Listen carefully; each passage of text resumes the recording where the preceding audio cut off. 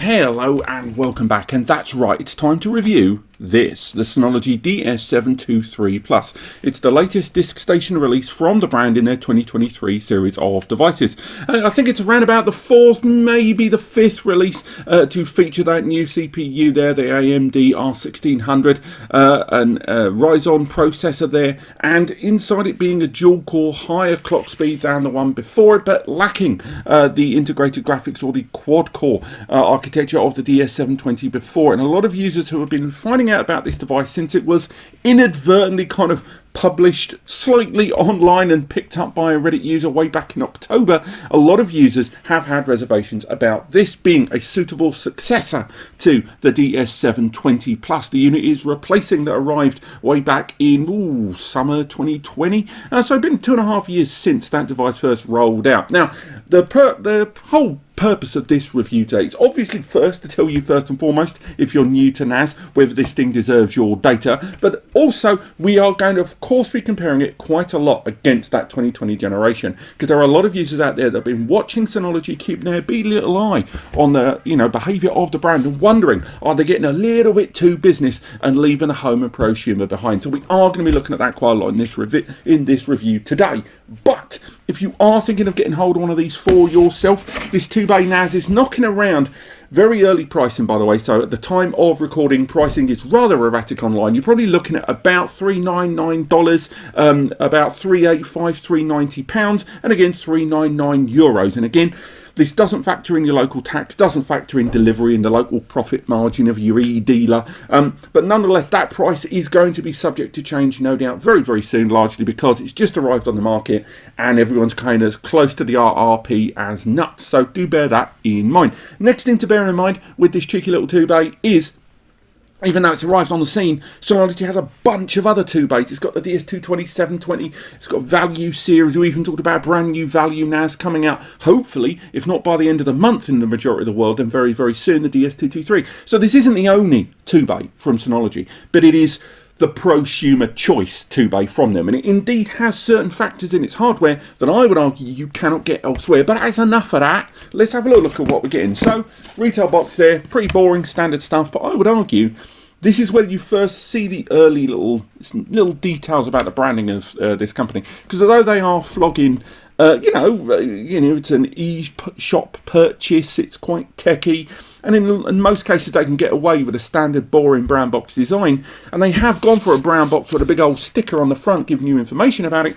It does have unique details that are to this device printed on the back and front. So obviously that front label is mainly because of regional differences in language, but the box does, even though it looks like brown box design, there's lots of information that is incredibly specific to this device, which could be very easy to miss. Not a huge important detail, and I'm sure a number of you don't really want to hear about cardboard boxes, but it just gives you a little inkling into the beginning of an understanding of this brand and how they take their own image quite seriously. Inside, we've got the unit itself. The packaging could stand to be a little sturdier, in my opinion. I know this is just a 2-bay device and it doesn't have like hard drives included or moving parts, but I would have liked to have seen a little bit more foam. I'm sure there are, arguments to and from in terms of environmentally speaking, but still nonetheless, just being rigid cardboard inside, and I'm spending nigh on 450 knicker on this. I'd kind of like to see something a little bit sturdier than just cardboard there. It's not terrible, but again, it's not the best. I've seen the brand produce a lot better for a lot of their bigger devices there. You've got the unit itself, you've got your quick start installation guide there, although there is more information online. Information on the warranty. The system arrives with 3 years of manufacturer's warranty and a huge length of time of support on the software there, and you can extend that warranty to 5 years. It's an optional extra, and by the way, optional extra is going to kind of become a buzzword in this whole video, so get ready to hear optional extra quite a lot. Got our mains power lead there, our external power brick as well, chunky little external one, so no internal PSU there, so replacement a great deal easier, and also none of the heat being generated inside, which can lead to increased fan utilization and obviously heat increases, but at the same time it's very easy for this to accidentally fall out. So pros and cons, different kind of users, different kind of feelings on that. Also, we have 2 Ethernet cables internally there. Those are Cat5e, not a problem, but we'll touch on that later on. And inside there we've got our keys there for locking the individual bays. I should add, The base can be locked, but forget it if you think those locks are going to stand up to malicious removal. That is really to stop accidental or accidental dismount of drives or accidental removal. And then you've got screws there for 2.5-inch media, because 3.5-inch media doesn't require the screws. So let's remove all of that stuff from the table, because what we want to talk about now is, of course, the device itself. And again, another little bit of neat little like fibre packaging there. We've got the Synology's own sticker. It's packaged a little neater than the standard kind of plastic bags. But there we have the unit, and there we have it. It's utilising the same chassis as its predecessor, and I think now is an exceptionally good time to talk about the...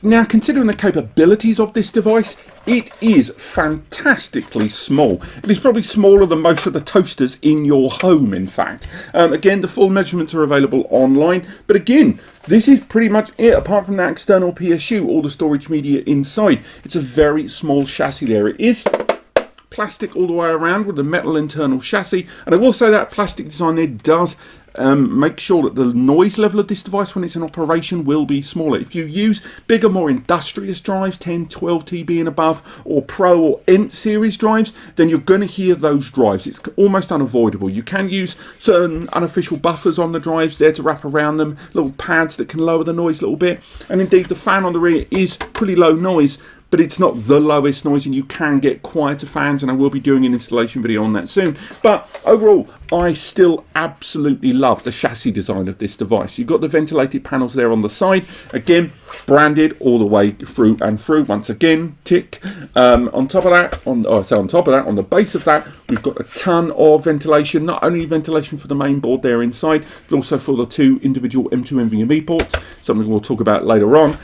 Also on the front, on those individual trays, I know it doesn't look like there's a lot of ventilation there, but as you might be able to tell from the way the light is reflecting, that not only are these going all the way through directly to that fan, we remove those trays inside, not only do they back with those individual SATA ports directly onto that fan there on the back, but on top of that, the trays themselves are vented there at the bottom. You can only really make it out there on the side, but that also leans into a side vent here at the bottom to allow even further active airflow using passive vents on the side of the machine and that fan. It is a very small, compact, but cool running device, and noise wise it's pretty low end as well, something I'll be displaying by accident later in the video. And again, inside you've got your memory upgrade slot there that we'll talk about in a bit, and again, memory is something I'm not overly keen on this device, but you'll hear about later on. But I cannot fault the design of this chassis, notwithstanding it's just incredibly compact. It's also, the actual aesthetic design and look of the device is very, very nice. It's not looking too dated like I've seen with some chassis. If you compare this, for example, versus their more dated value look size here, they've still got, you can still see the kind of design that goes into a Synology NAS there, but I would argue this one just looks nicer overall, and it's going to look quite good on your desktop there during utilization. Now, when it comes to storage on this device, if we've got to talk about storage capabilities on this, then I do think it's worth touching on things that I like, and then unfortunately touching on some other things that I am less keen on. So first and foremost, storage. You can run this device on a single drive if you choose. Installing hard drives is frighteningly easy. Thanks to those click and load trays, you can get yourself a hard drive, stick it inside, make sure the SATA port's there on the end, put the clips back on, and again there are screws for 2.5-inch media on the bottom. If you want to use SSDs at 2.5-inch, pop those in, slot the drive in.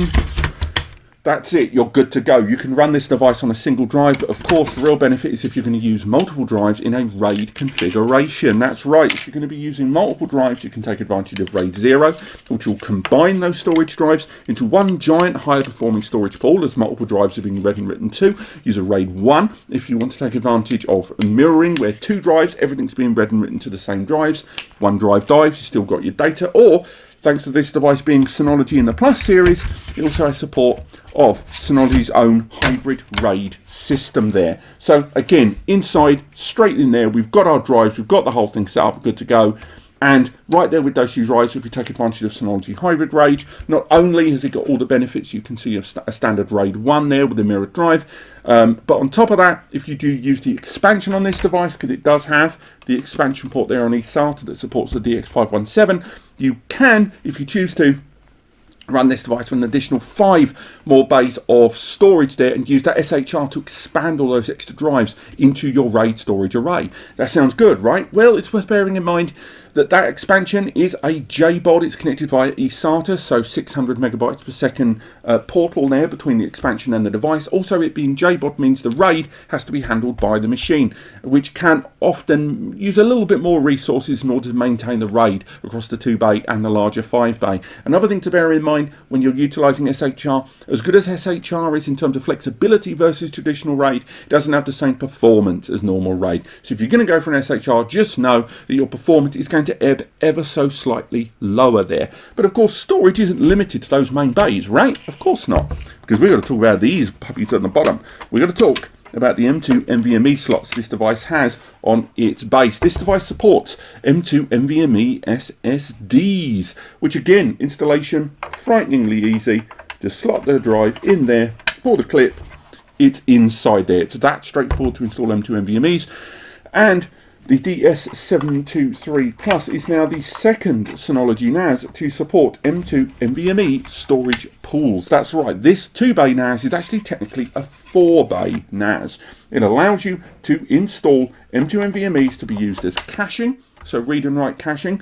With read and write caching, what that means is with read caching, more frequently accessed files on the main storage base are then copied over to the SSDs, and these are normally quite small I/O type files here that allow responsiveness with the NAS to be improved, and also kind of lowering the latency overall. With write caching, it means that when data is being sent to the NAS, it will write to the SSDs, and then internally it will move that data to the drives. Again, you will need 2 drives, 2 M2 NVMe's to take advantage of write caching, which are all good.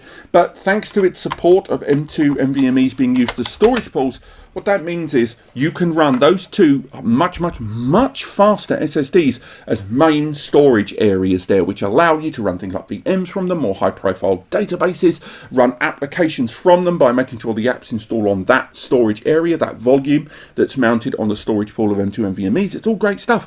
However, it's not all gravy. There are a few hurdles along the way. First and foremost, yes, you can use those M2 NVMe's, one as a storage pool, one as caching, but you can only use it for read caching in that scenario. Read caching can be done with 1 or 2 SSDs. Write caching, as mentioned, can only be done if you have 2 M2 NVMe's for read and write caching. Currently, write-only caching is not supported on DSM.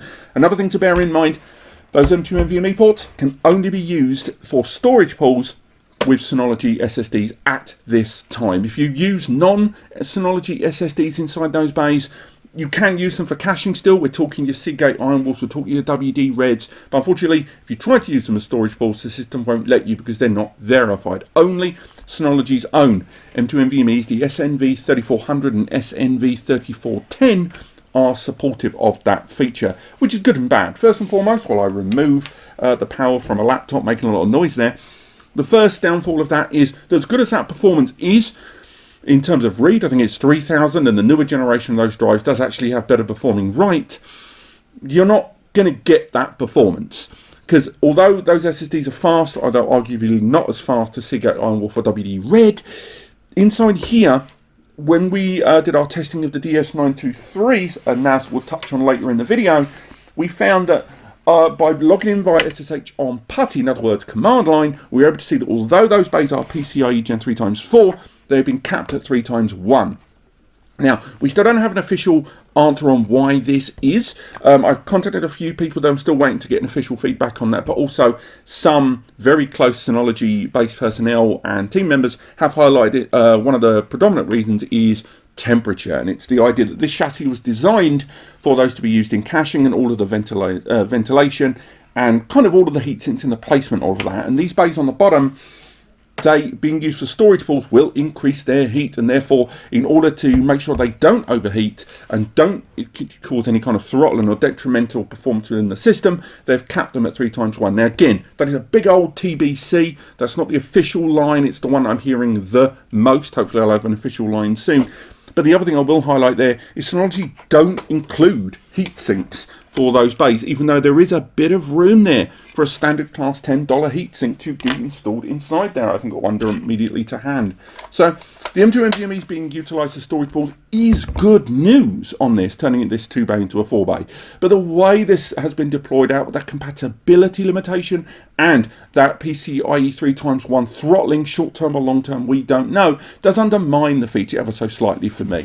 So you've got expandability, you've got a 2-bay here that supports a whole bunch of drives in terms of compatibility as well. You don't have to use just Synology's own hard drives. It does have listed on the compatibility Seagate, WD, Toshiba and more, although I will add the highest capacity that's listed on there is 18 TB, because Synology's drives only go up to 18 TB at the moment, even though 22 TB drives are about. It's a bit weird, but nonetheless, in terms of storage for a 2-bay, this is still a tremendous amount of storage for a 2-bay, and definitely the most expandable and upgradable in terms of storage 2-bay Synology having in the market right now. But that's enough about that. I think we should start talking about the...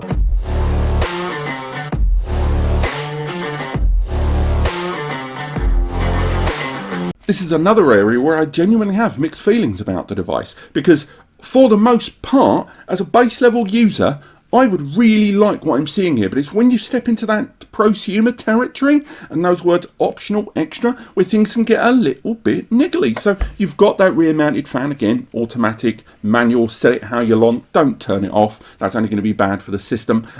We've got that eSATA port we talked about there for expandability, but the things we need to talk about are these two things at the bottom. We've got these two ports here and this one here. Now these are our network ports. There are Ethernet ports, and there's two of them, and they are 1 GBE. And now the whole crowd can get together and go, what? Would you? 1 GB? What? That's right, you should be making that noise.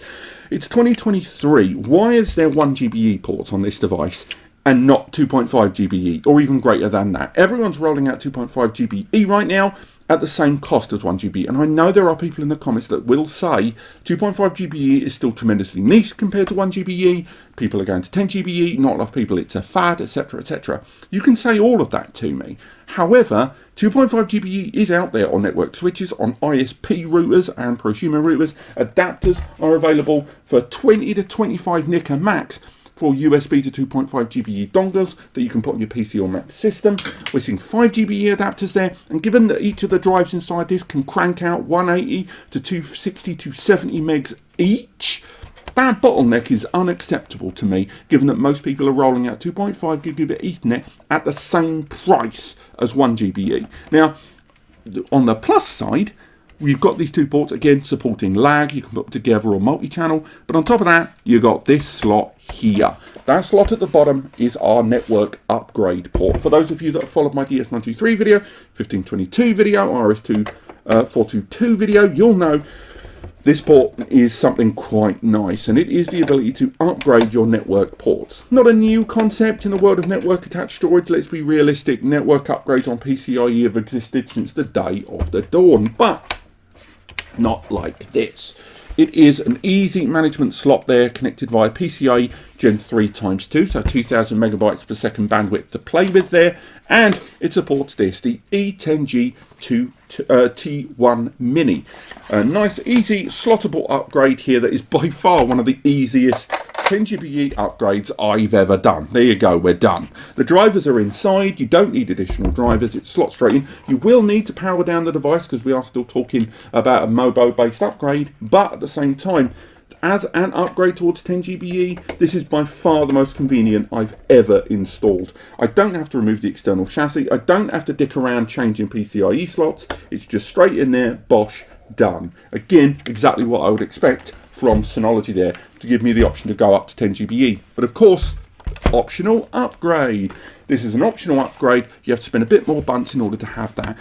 How much bunts? Well, I've seen it knocking around for about $129, $39 originally, but now we're seeing the prices go up to about $149. The prices are very erratic for this upgrade. It's proprietary, so you can't just go ahead and use one of Synology's other PCIe upgrades for 10GB or a dual port.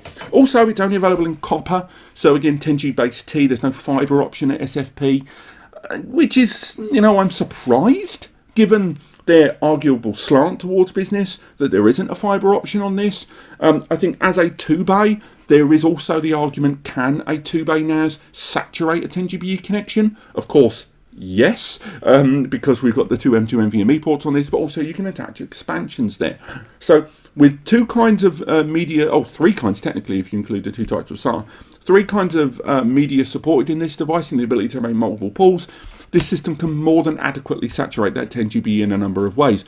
But what I will say is, despite the fact that obviously they've got a lot less space to play with here, I'm not as negative to the proprietary upgrade as I used to be, because I think although it is proprietary, it makes a lot more sense in terms of installation. I just think we see a lot of 2-bays on the market, and again some of them here next to me, that support standard class PCIe upgrades where you can get a 10G card for $80 or $90, and the idea of spending, getting close to double that on their upgrade might be a bit hobbling for some users out there. In terms of ports and connections, I like what I'm seeing, and again, it is by far, by a country mile, the highest bandwidth 2-bay Synology have ever produced, while still maintaining the price point at launch of the 720, 718 and 716 that came before it. So they're maintaining the price point there, they're keeping it within the balance. But I think there are some users out there, myself included, that think I would have got rid of these two ports, I would have sodded them right off and got 10GBE on this by default, or at the very least included 2.5GBE and scrapped the 10G upgrade entirely. Now, I know people will argue with me on that, I get it. But do you know what else you might not argue with me on? Where are the USB ports? There's one on the front, and that's a USB 3.2 Gen 1 port at 5 gigabits per second, and DSM has been slowly but surely kind of rolling back its support of USB, but where is the rear port on this? They've got rid of the USB port on this. Now, I know what you're thinking, who gives a flying flip that there isn't a USB port on this? We've got one on the front, and it's a NAS. Why should I care? Well, you should care, because one, if you want to do a localized backup, so a USB connected to the device, bosh, that's it, you can connect it, it's good in there. What if you wanted to connect to UPS? No chance. What if you wanted to connect any kind of network dongle, one of the few that are supported anymore? No luck. Only having one port on this, what if you want to assign the USB to a virtual machine? What if you want to assign it to a Docker? Those USB ports, having just one on this? I don't know why that is. What was it about the chipset and that CPU and the PCI makeup of it that made them want to get rid of that port? Because I don't think it would generate that much heat. I think it's really weird that there's only one port. And I know a number of you might think I'm labouring this point, but what I'm going to on this is just the fact that Synology has sort of abandoned USB support on their platform for the most part. Things like printers and scanners and stuff like that. Other connected devices and a lot of the network devices would be great. A number of you that have, been using slightly, shall we say, open-ended utilization of DSM and its compatibility there and played with it, potentially, invalidating their warranties and support, have been able to get 2.5G and 5G adapters to work on their devices with USB. Only having one port on this will limit that there. Overall, I do like this device, and I do like that it's a 2-bay from Synology that I can scale up the 10GBE, particularly now I can use those bays at the bottom of storage pools. But overall, I'm not overly keen on the way they have approached the USB support on this and the default makeup on this, with a lot of stuff being, optional extra. But that's enough of that about the outside. It's about what's on the inside. Let's talk about the...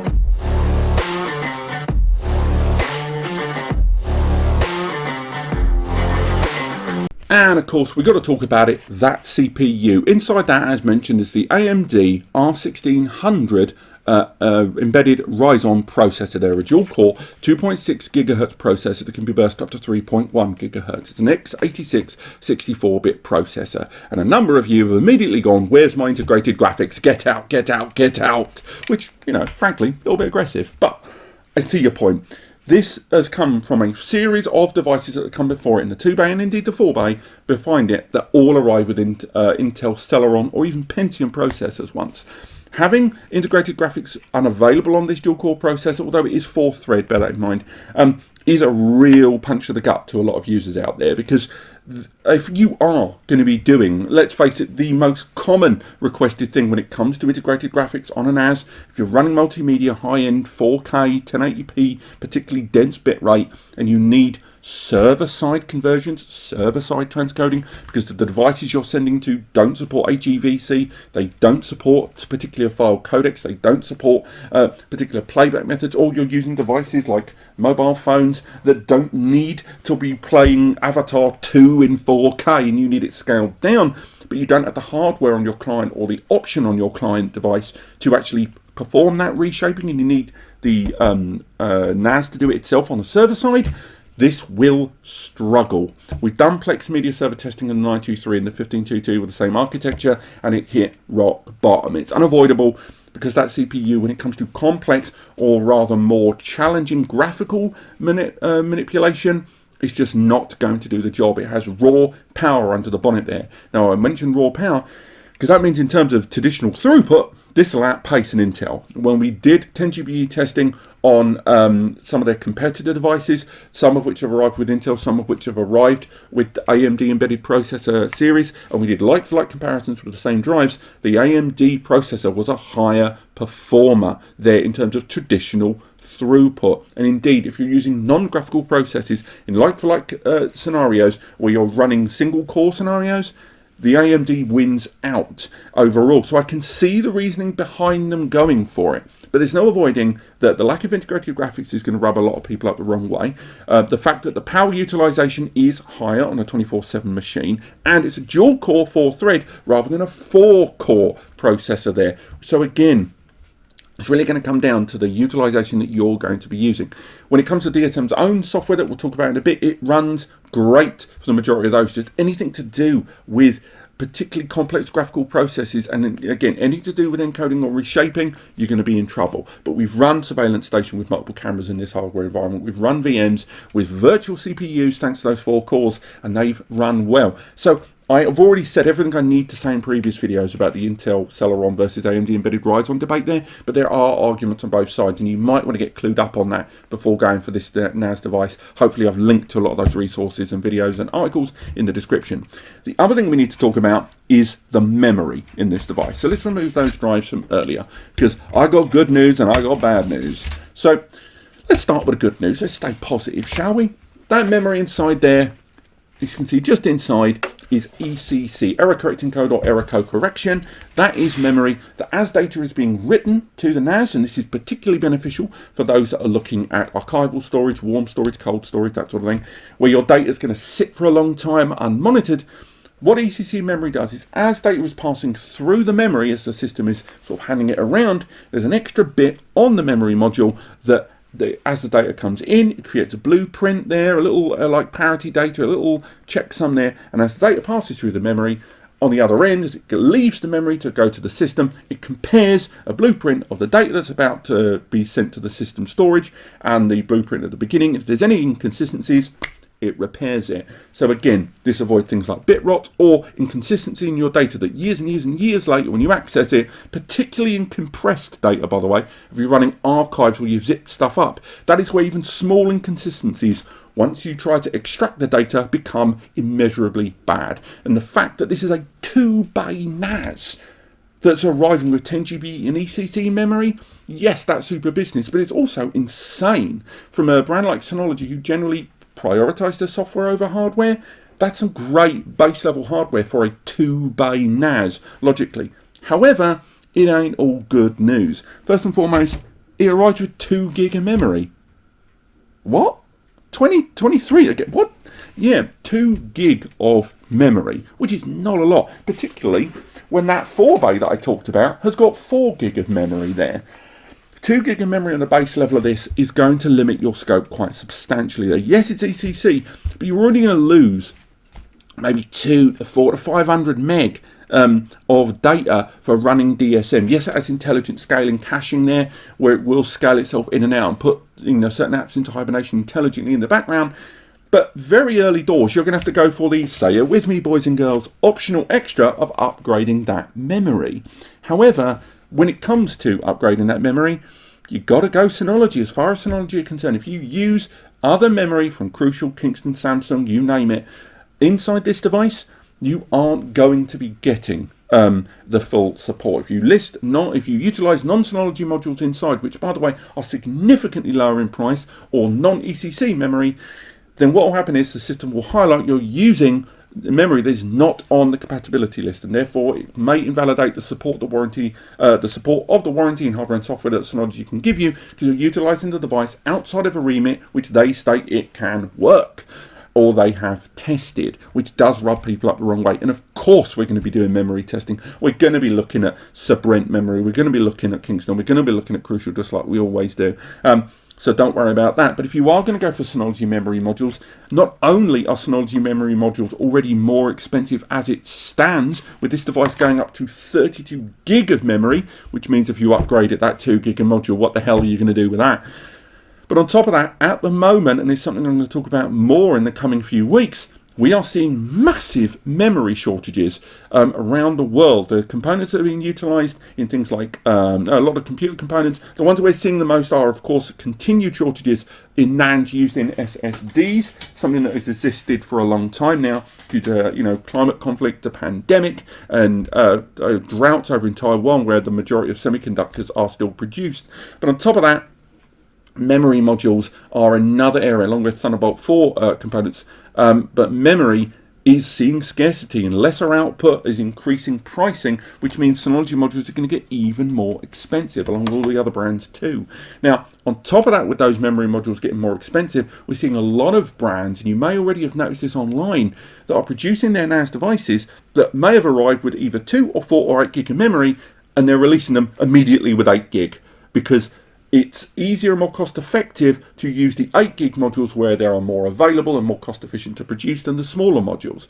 So the result is going to be that you may start seeing this device down the line potentially arriving with higher than 2 gig later down the line. But even if it doesn't, chances are you're going to see memory modules get even more expensive. So again, great news how high you can scale it to 32 gig, and great that it's ECC memory. I'm just not overly keen on it only being 2 gig, and moreover, I'm not overly keen on the fact that I can only use Synology memory inside this system. But that's enough now about the hardware. I think we need to talk about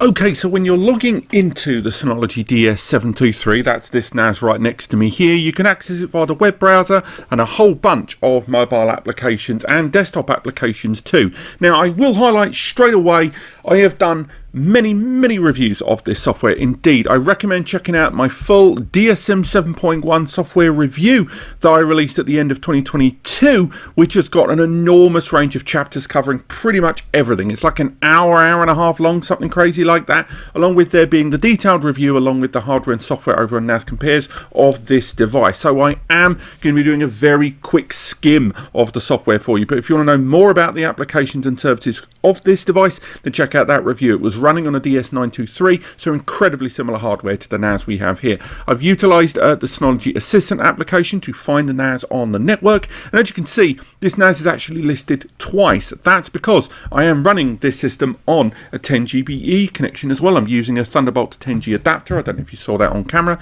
and let's go ahead and log in. Now, I'm not using two-step authentication there because I'm just setting up the device vaguely, but I will say that you can enable two-step very easily from within the user interface. There's a whole bunch of security stuff that you can do on this device. And again, you can use your standard OTP two-step authentication there, or use Synology's own sign-in method with secure sign in the application there. I'm just going to move an icon there from the top. In terms of visibility right now, we are running on Zoom. We're doing 100% view, so this is the size of all the icons you're going to see.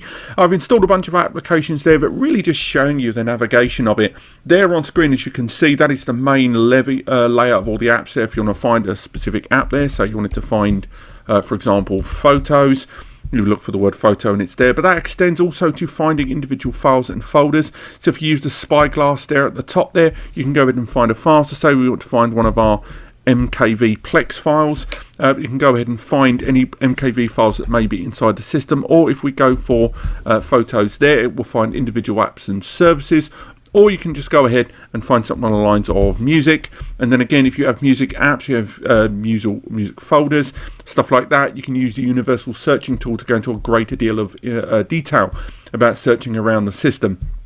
The control panel is pretty much how you're going to be setting the device up. It is kind of simplified in a number of ways, and I think that's kind of the big plus and the big minus of Synology DSM platform. On the plus side, it is tremendously user friendly there. It really does hold your hand every step of the way, and when it comes to setting up the device, even the defaults are very, very straightforward. But at the same time, those of a more complex mind may find this a little bit limiting, because a lot of the options that you may want are either hidden on a few layers deep to keep things as straightforward as possible, or they're just not available at all without patching in via more complex methods like Telnet or SSH. To put that into perspective, if we go for, say, file services here, within file services you can break down into which ones you want to enable, their conduct, whether they have security credentials and stuff put in front of them, and then you have to dig a little bit more and you can configure a lot of those options there. Same goes on the left hand side there, where it changes into kind of network access, internal access, remote access. It can be broken down. It's just everything is coated in this top layer of kind of user-friendly, hold your hands, it's all easy setup there. In terms of the network interface there, as you can see, we've got our general 1GBE interface there. We've also configured that 10GBE, the drivers for that adapter already included, and I was able to adapt it and change the MTU up nice and high too. So again, lots of ways in which we can configure it there. I would have liked to have seen a kind of topographical overview there, but apparently that's still not a thing in Synology setup. You can configure a lot of the stuff here. Again, you can change a lot of the access. Again, when we look at stuff with notifications and kind of when things are running well or not, how you're notified, how and when. Again, we talked about UPSs earlier with that lack of USB, which is really annoying. And with regard to the system, it's very user-friendly. I know I'm being repetitious there, but everything is kind of where you expect it to be. All the settings are pretty high. The security credentials, Synology is, in terms of NAS, one of the longest running brands in terms of not only how long they've been running anyway, but also how long it's been since their last notable malware ransomware attack compared with other brands out there. They do keep things very tight in terms of security. A lot of features and services are available in the App Center there, some of which we'll touch on, but when it comes to protection and looking after the device, you've got things like the antivirus essentials or using a third-party one like McAfee. But then you can configure a lot of stuff there. You can change a lot of the settings to do with how it handles your apps in a more tailored fashion, or you can use a lot of the security protocols of individual apps to take care of a lot of your concerns that may arise around having your own private server on 24/7. And again, support of multiple VPNs as well as Synology's own VPN Plus service that can be run inside there. So again, utilizing a lot of your own software as well. When we go into a lot of the first-party apps that we've talked about, probably the biggest one for business, that putting the business hat on this device again, Active Backup for Business. That means of creating that single portal overview of managing all of the backups of other NAS, other servers, personal computers, third-party servers from Linux or third-party NAS servers, virtual machines, other storage areas. I hate Seagulls. On top of that, you can go for more traditional backup means using the single portal access point for all of your synchronizations and backups in Hyper Backup. Hyper Backup there, if we scroll up and find it there. Hyper Backup allows you to patch in different areas of storage on the NAS via USB, cloud-based ones, network ones, remote access, third-party cloud, even the blob or bucket storage there, all to be synchronized through the NAS or to and back and from the NAS. Same goes for that connected USB drive I've got here, or I've been migrating over data to the system for our Plex testing. I will say that the single USB port I've already had to chop and change 3 times during initialization toward different devices. Another reason why the single USB port on this kind of niggles me a little bit. You can't really fault the software. It is OS kind of prestige level software here.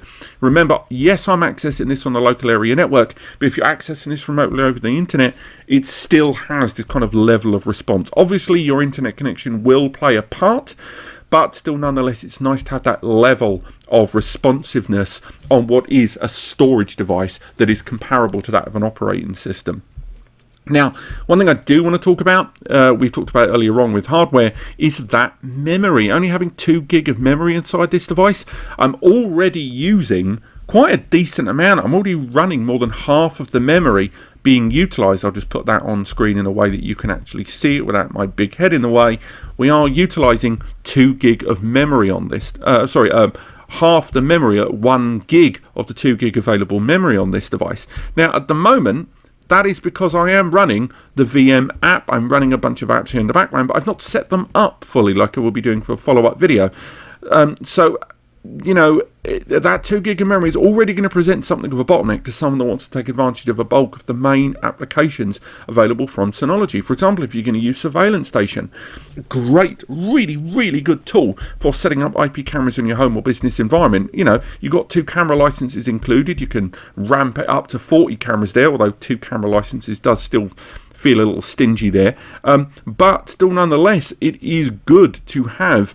Oh no, that's the C2 service there. We're not going to go there. And again, I will be doing a video on the C2 service with the DVA1622 and that lovely cloud local recording pattern there. Just another advantage of the Synology's surveillance platform.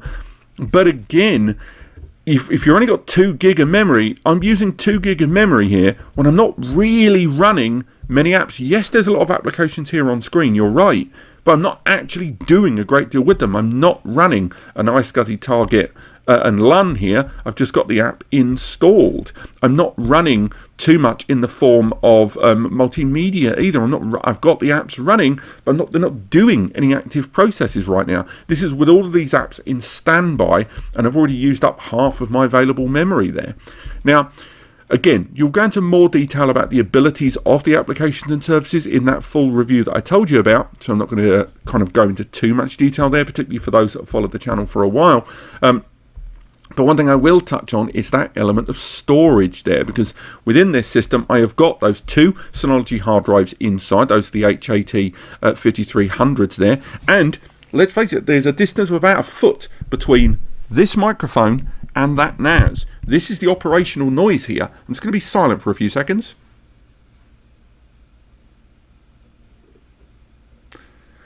Very, very low noise. Now remember, those are 16 TB Synology hard drives there. Now that's because the drives are almost in idle right now with nothing really going on. If they were even WD Red or Seagate 4 or 6 TBs, they'd be even quieter, up to about the 8 or 10 TB limit there.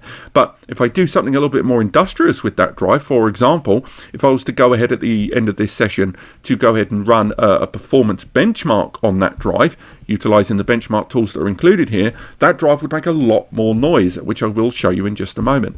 But on top of that, alongside that, as you may have already seen, not only have we got those drives, but we've got 2 separate pools here, even though it's that 4 base. We've got those M2 NVMEs.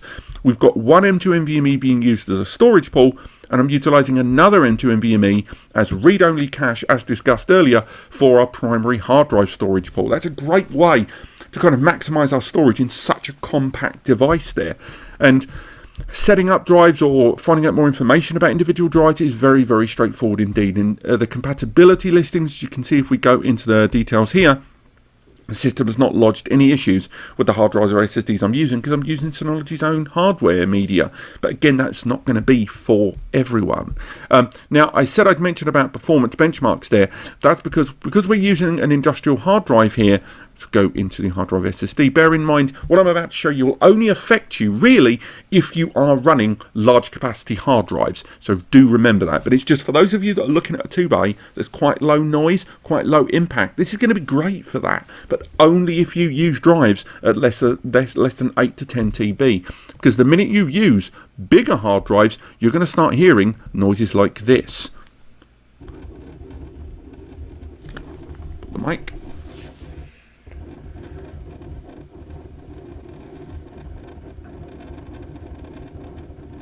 You getting that?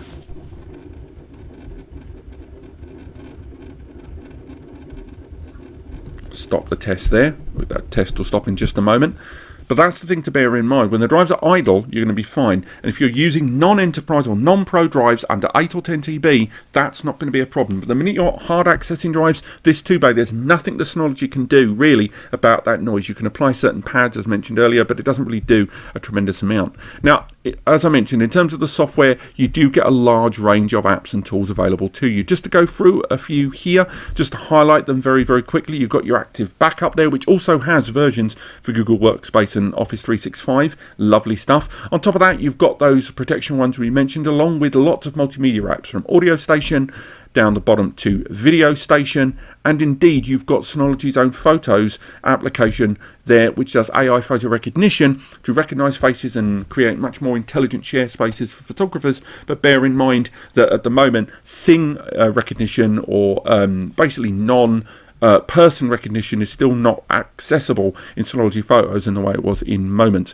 On top of that, you've got things like Hybrid Backup mentioned, and also Hybrid Share that bolts on Synology's C2 Cloud platform, unfortunately not supporting third-party cloud platforms, but allows that to be more locally accessible and synchronized there for that nice cloud gateway between the two. Then you've got things like Synology's own collaboration suite with Synology Mail, Synology's Note Station, Synology Drive, Synology Chat for a communication system that allows you to, let's go to the bottom to Synology Chat, which is a replacement of things like WhatsApp or Skype.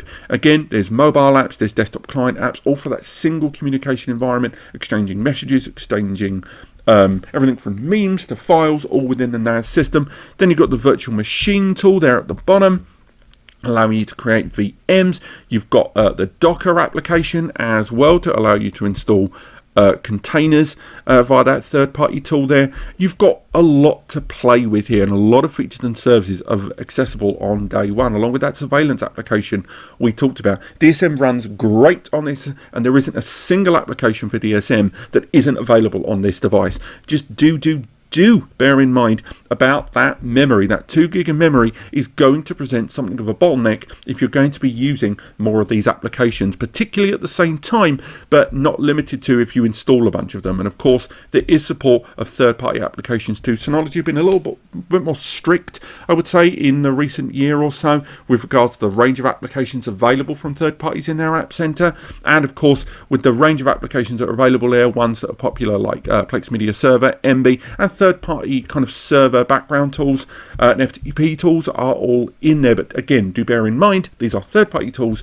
and Synology is less supportive of a lot of that stuff. There is, of course, Syno Community. Let's get that up on there. The Syno Community application, which allows you to access, or application, a third-party app repository that will allow you to add this third-party app center to add third-party tools. But again, bear in mind, most of these tools are not supported by Synology in any way or shape or form, and they may invalidate your warranty.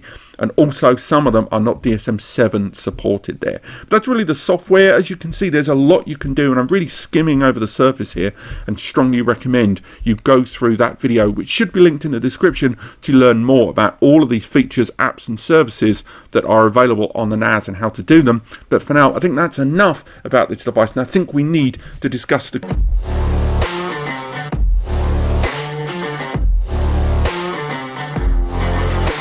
So what do I think? Well, let's start positive, shall we? That's really, really important there. First and foremost, the fact that it's a 2-bay with a 10G upgrade. Would have loved to have seen higher than that on my base level, or I'd like to have seen 10 GBE by default and maybe pay a bit more, or alternatively get 2.5 GBE. But better at least that I can scale up to 10 GBE, especially when, of course, you can take advantage of those M2 NVMe slots inside as storage pools, something we've waited a long time for Synology to roll out there. On top of that, we can talk about the ECC memory, of course. The fact that it can scale up to 32 gig, once again, chef's kiss. 32 gig of memory on a 2-bay NAS there. There's a lot that we can play with and run some pretty intense operations for arguably quite a compact system there. On top of that, it is the fact that that is ECC memory, means if you're using this as a legacy backup to an existing setup storage there, or you are mirroring between two devices, ECC memory will ensure the consistency of that data long term. But all of these things I'm talking about there seem to be a little less home user based, don't they? So if you're a business user, you're going to take advantage of most of that. But most home users may not see the true utility of it and the advantages in it, and may resent ever so slightly paying the bunts for it. Now, on top of that, we can talk about something home users are going to take advantage of, and that's DSM. Sorry about the noise there. That is a fan of a NAS just off camera kicking off. Now in DSM, it's always going to have your back there in terms of its utility, in terms of its user friendliness, the client apps available to you, the collaboration suite, surveillance, VMs, and it's just genuinely, even to date, still the best NAS software on the market right now. When you are buying this, you've got to think a large chunk of that money you're paying for it is going towards DSM there. So if you don't think you're going to take advantage of DSM, maybe factor that into your decision. But I would also add that the fact that you're getting DSM and ECC memory and the option to upgrade to 10 GBE, lovely stuff there, and something I think doesn't get anywhere near enough credit when people are talking about this device in a purely hardware-based spoke. But of course, it's not perfect there. Inside as well, it only being 2 gig of memory winds me up. The fact that it's so close in price to the DS923, with the price difference there depending on where you're shopping around of 150 to 200 nicker for a device with twice the memory, 2 extra bays, and the fact that overall you are just paying a premium for this device where the combination of DSM and the hardware together is a little bit more powerful on the 4 bay than it is on the 2 bay there. And the position of the brand to be increasingly first party is going to waver some users' opinion, because only being able to use a lot of their hardware upgrades, a lot of the Synology's DSM applications can only use Synology tools. For example, Synology's C2 cloud platform is the only one you can use for their hybrid share program there, and a lot of the advantages that you can take, really factor into your setup for this kind of stop you using a lot of third-party clouds you might want to use. Now, of course, that's very limited to those applications. If you're running Active Backup, it supports all of those, Hyper-V and VMware for your VMs, and if you're using Hyper Backup, you can take advantage of lots of support of third-party object and traditional bucket storage there from third parties as well. So it's not completely limited to that, but things like the hard drives, although being compatible now in terms of their compatibility list with WD and Seagate, but still capping at 18 TB, weirds me out. The fact I can't use third-party memory sort of weirds me out. And the fact I can only use Synology's own M2 NVMe SSDs at the moment for storage pools is another factor as well. But ultimately, if I'm looking at a Synology 2 bay, I would still argue this is one of, if not the best Synology 2 bay right now. What it lacks in the integrated CPU, which I know is going to rub people up the wrong way, it gains in better memory, better network upgradability with that optional upgrade once again, and ultimately arriving at the same price as the 720, 718, and 716 Plus at launch, give or take a few percent, means that it's still a banging 2 bay from me. Not the perfect 2 bay, certainly not. I would have liked to have seen a Celeron or a Pentium, but then that's because my needs may be different from yours. But ultimately, I still recommend this 2 bay device. But just do yourself a favour, before you put it in a basket, have a look at the 923, because you may well find the expandability of those extra 2 bays and the cost of 2 more gig of memory might just do the trick for you. But this has been my review of the DS723 Plus. I hope you enjoyed it. We're going to, of course, be running a bunch of tests on this, so let me know in the comments what you want to see. And, of course, the comparisons were called NAS Compare after all. That'd be a bit weird otherwise. Thank you so much for watching. Click like if you did enjoy it. Subscribe if you want to learn more, as we do more updates on this device and compare it. Take advantage of the free advice section link below over on NAS Compares, the big blue button on the right hand side of the page. Use the free advice section, Ask NAS Compares, manned by me, Eddie, who does most of the work on there, and the rest of the NAS community to answer your questions. And if you found this video helpful, and if you were going to shop at Amazon anyway, use the links in the description to take you there. If you use those links, it costs you nothing extra, and it will go to your regional Amazon store. And when you go there, anything, and I really do mean anything, that you buy results in a kickback coming back to here to the channel, where me and Eddie, we are NAS Compares. It's just us. It allows us to make more content and keep doing what we do. Thank you so much for watching. I hope you've enjoyed this video, and I will see you next time.